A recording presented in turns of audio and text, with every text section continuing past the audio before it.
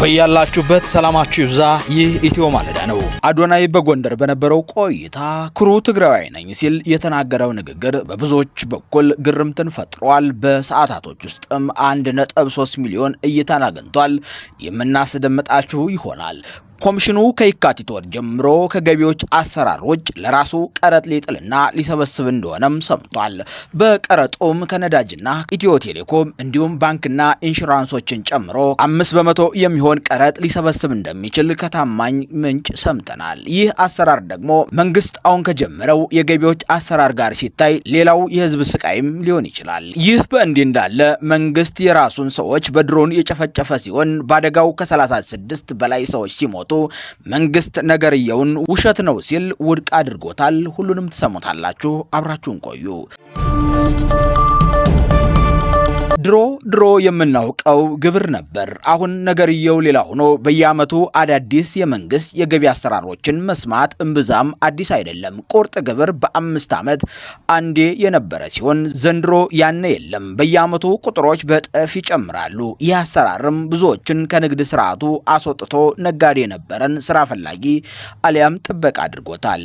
በዚህም መንግስት ባመነው ከ480 ሺህ በላይ የሚሆኑ ነጋዴዎች የንግድ ፍቃዳቸውን መመለሳቸው መንግስት ራሱ አምኗል። ታዲያ ከገቢዎች አሰራር ውጭ ለራሱ ቀረጥ ሊጥልና ሊሰበስብ እንደሚችል ከታማኝ ምንጭ መረጃ የሰማን ሲሆን ተቋሙ የአደጋ ስጋት አስተዳደር ኮሚሽን ነው። ከየካቲት ወር ጀምሮ የኢትዮጵያ አደጋ ስጋት ምላሽ ፈንድ ለመደገፍ አገር አቀፍ ቀረጥ መሰብሰብ ሊጀምር መሆኑን ምንጮቻችን ገልጸውልናል። በዚህም ከሁሉም የቴሌኮም የአየር ሰዓትና የዳታ ሽያጭ ላይ 5% ከአንድ ሊትር የነዳጅ ቅጂ ዋጋ ላይ 1 ብር ተጨማሪ ክፍያ እንዲሁም ከባንኮች ከኢንሹራንስ ሰጪዎችና ከትራንስፖርት ኦፕሬተሮች ከአምራቾችና ከሌሎች ቁልፍ ዘርፎች ላይ እንደሚቆረጥ የደረሰ መረጃ ያመላክታል።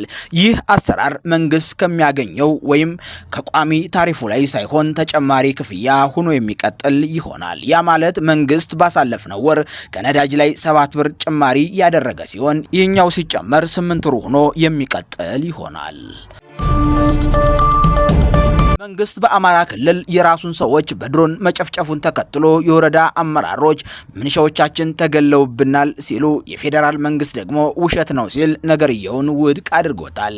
የኢትዮጵያ ጦር አቀባይ ለኤኤፍ እንደተናገሩት በፈረንጆች አቆጣጠር ጥር 15 በአማራ ክልል ዋግምራ በተደረገ አንድ የድሮን ጥቃት 40 የሚሆኑ የራሱን ተዋጊዎች እንደገደለ የተሰራጨው መረጃ ውሸት ነው፣ ምንም አይነት መረጃ አልደረሰንም ሲሉ ተናግረዋል።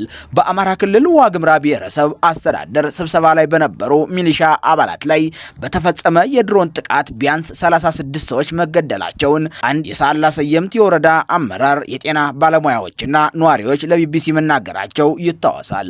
በጥቃቱ 16 ሰዎች ጉዳት እንደደረሰባቸው እንዲሁም ካምፑና በውስጡ የነበሩ የጦር መሳሪያዎች እንደወደሙ የወረዳ አመራሩ ጨምሮ መናገሩ ይታወሳል። እንዲህ አይነት ነገሮች በቴክኒክ ችግር በተደጋጋሚ የሚፈጠሩ ሲሆን በርካታ የመንግስት ወታደሮች ለሞት ይዳረጋሉ። መንግስት ግን ከዚህ ጉዳይ ጋር በተያያዘ ምላሽና ማብራሪያ ሲሰጥ አይደመጥም። ከቅርብ ጊዜ ወዲህ የኢትዮጵያን ማህበራዊ ሚዲያ የተቆጣጠረው ቲክቶከር አዶናይ በጎንደር ያደረገው ንግግር በብዙዎች በኩል ግርምትን የፈጠረ ሲሆን በሰዓታቶች 1.3 ሚሊዮን የታየ ሲሆን በንግግሩም ኩሩ ትግራዋይ ነኝ በማለት ንግግሩን የጀመረው አዶናይ ማንኛውም ሰው በተሰጠው ማንነት በብሔሩ ሊኮራ እንደሚገባው በአጽንኦት ገልጿል። ንግግሩንም ወደነዋል። ሙሉን እንድታደምጡት ጋብዘናቸዋል። ቻናሉ ኢትዮ ማለዳ ነበር። አዶናይ ይባላለሁ። ኩሩ ትግራዋይ ነኝ። ትግራይ ነው የተወለድኩት፣ መቀሌ 18 ዓመት መቀሌ ነው ያሳለፍኩት። ክረምት ሲሆን አዲስ አበባ መመላለስ ነበረ። ትግራዋይ በመሆኔ ደግሞ በጣም እኮራለሁ። አማራ በመሆናቸው የሚኮሩ በጣም ብዙ ሰዎች አሉ። ኦሮሞ በመሆናቸው የሚኮሩ በጣም ብዙ ሰዎች አሉ። ደቡብ በመሆናቸው የሚኮሩ በጣም ብዙ ሰዎች አሉ። ወላይታ፣ አዋሳ በማንነታቸው የሚኮሩ በብሔራቸው። ግን ኩራታችን ጥላቻ ሊሆን አይገባም። ኩራታችን ውድድር መሆን አይገባም። ይህ የእግር ኳስ ጨዋታ ሳይሆን ህይወታችን ነው። ኩራት ይዘን መከባበርን መፋቀርን ስንላመድ ከምንም ጊዜ በላይ እቺ ዓለም ትለመልማለች። ባይገርማችሁ ኢትዮጵያ ከፈረሰች እቺ ዓለም እንደምትፈርስ ታውቃላችሁ። የሰው ልጅ መነሻ ኢትዮጵያ ነች። እንደምትመለከቱት ኩራታችን ጥላቻ ሊሆን አይገባም። ኩራታችን ጥላቻ የሆነ ጊዜ እንጠፋለን። እንደኛ ማንም ኩሩ የለም። ልዩነታችን አንድነታችን ነው። ወደ ጎንደር ስገባ አንድ ያስተዋልኩት ነገር አለ። ኩሩ ህዝብ፣ ፍቅር ያለው ህዝብ፣ በታሪኩ የሚኩራራ፣ በራሱ የሚተማመን።